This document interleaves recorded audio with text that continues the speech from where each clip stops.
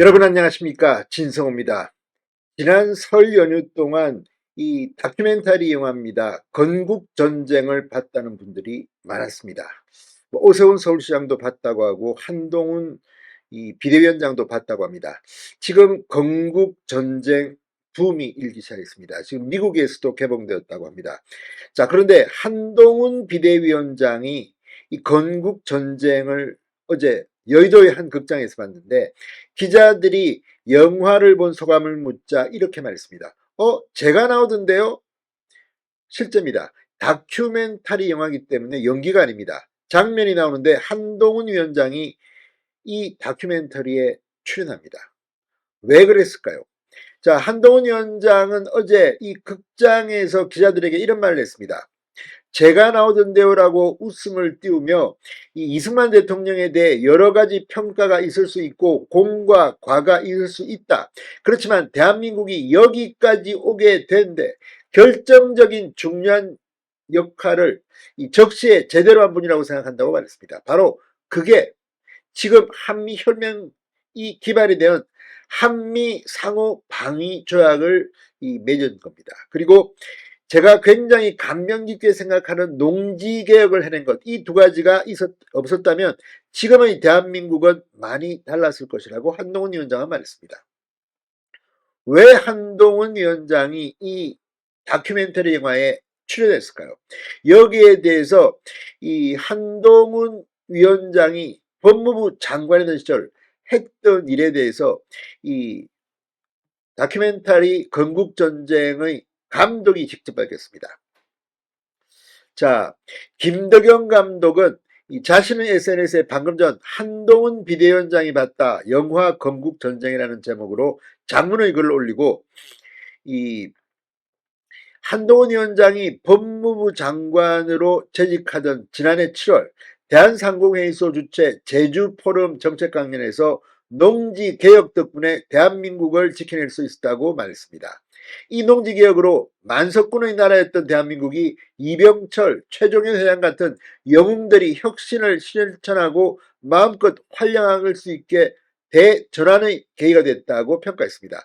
김 감독은 이를 두고 아마 1960년 4.19 이후 대한민국의 국무위원, 장관으로서 이승만의 공적을 높게 평가하는 첫 번째 발언이었나 싶지 않다. 형식적인 의미보다 더 중요한 건 그의 발언이 지니는 무게였다. 한 위원장의 말은 오늘날 대한민국의 번영과 발전이 어디서 시작되었는지를 명확히 하고 있다고 말했습니다. 자, 한강의 기적, 그 기저에는 이승만의 한미혈맹, 그리고 농지개혁, 이 두 가지가 기본이 되었다고 김 감독은 말하는 겁니다. 자, 오늘 한동훈 비대위원장 출근길에 만나서 여러 가지 이야기를 했습니다. 특히 무엇보다도 홍익표 민주당 원내대표가 이 한동훈의 운동권 심판론을 두고 독립운동가를 폄하한 친일파 논리라고 비난하는 데 대해서 또 한마디 했습니다. 민주당은 뻑하면 이런다. 국뽕정치를 하기 위해서 친일파 대 독립운동, 이런 이미지를 자꾸 사용한다. 본인들과 정말 안 어울린다. 운동권 특권 세력이 독립운동가 이미지와 같은가, 반대 아닌가? 그분들이 돈봉투 돌리고 재벌한테 뒷돈 받고 룸사롱 가서 여성 동료에게 쌍욕을 했는가라고 비꼬았습니다. 갖다 댈 걸 갖다 대야지 국민들에 대한 예의가 아니다. 자기들과 독립운동가가 뭐가 비슷했다는 것인가? 좋은 건 자기들끼리 다 해먹고 있지 않나. 앞으로 586이 786 될 텐데 독립운동가들이 그런 분들인가? 만주에서 그렇게 살았다고 목소리를 높였습니다. 또 설 연휴 때 극적 합의를 본 제3지대 통합신당 이낙연, 이준석 공동대표입니다. 여기에 대해서 그 신당은 정체성이라는 게 정말 있나? 영주권을 얻기 위한 위장 결혼이라고 비판했습니다.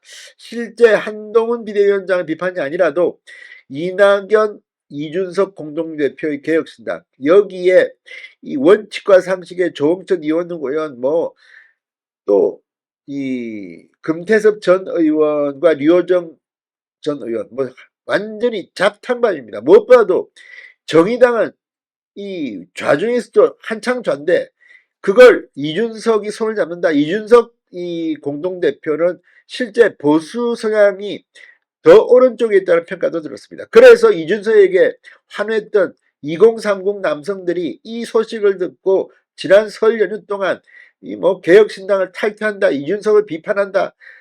정말 이 개혁신당, 이 한동훈의 말처럼 위장결혼, 영주권을 위한 유리한 걸 어떻게 이낙연과 이준석이 합칠 수 있나? 저쪽은 민주당 세력이고 이쪽은 보수정당 세력인데 이거는 뭐 뺏지 않아도 얻기 위해서 윤석열과 이재명을 비판한다고 만났다. 이게 말이 되느냐는 비판이 완전히 넘쳐났습니다.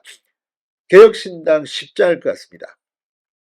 조국에 대해서 한마디 했습니다. 한동훈 위원장은 조국 전 장관의 신당 창당 선언과 관련해서 준연동형 비례대표제는 조국 씨에게 뒷문으로 우회에 배지를 달 수 있게 하는 제도라고 비판했습니다.